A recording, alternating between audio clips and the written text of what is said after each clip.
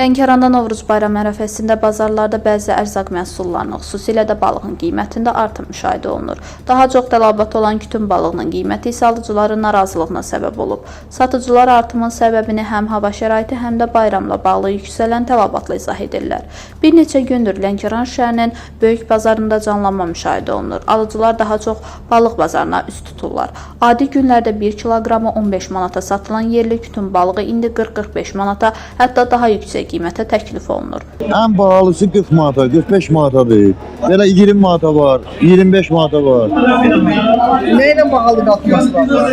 Zəhk balıq az çıxır dənizdən ona görə. Həmin bayrama görə bəli, bayramda hər sübhədə bizdə kütüm olmalıdır, ziyad olmalıdır. Dədə babadan var, indi də olmalıdır. Tələbat çox olduğu üçün bazarlarda qonşu ölkələrdən ixal olunan kütün balıqlarına da rast gəlinir. Satıcıların sözlərinə görə onların qiymətində də artım müşahidə olunsa da, yerli məhsullarla müqayisədə 2-3 manat ucuzdur.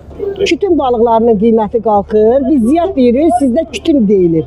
Balaca xırda balıqlar bizdə çıxır. Bunların qiyməti qalxmır, eyni qiymətədir.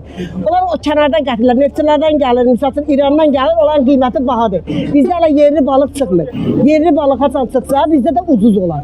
Yəni dəyişir də, qiymətlər çox olanda ucuz olur, az olanda çox olur. İndi münasib qiymətdir, cəmiyyət hamı razı qalır, yəni bunu alırlar. Xırda balıqlar yaxşı işləyir, yaxşı alırlar. Ziyad balığı az çıxdığına görə, yəni Xəzər dənizində balığın az olduğuna görə bizim yerli balıqlar hələ çıxmır bazarda. Ola bilsin, hava da soğuqdur biraz.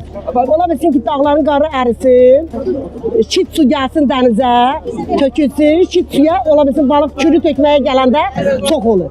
Bu illərdə hava biraz soğuk olduğuna görə kütün balığı az çıxır bizdə. Alıcılar da bu il bazarda balığın qiymətinin artımını təsdiqləyirlər. Amma adət-ənənəyə uyğun olaraq süfrələrdə balığın olmasını vacib olduğunu deyirlər. Bazarlardakı qiymət hamili isə adətən tələbat təklif nisbəti ilə tənzimlənir. Ən çox ziyaddan istifadə edilir. Təbii ki, bizim bayramda, çərşənbə bayramında ləvəngi balığı bizim öz adət-ənənəmiz, cənub zonası.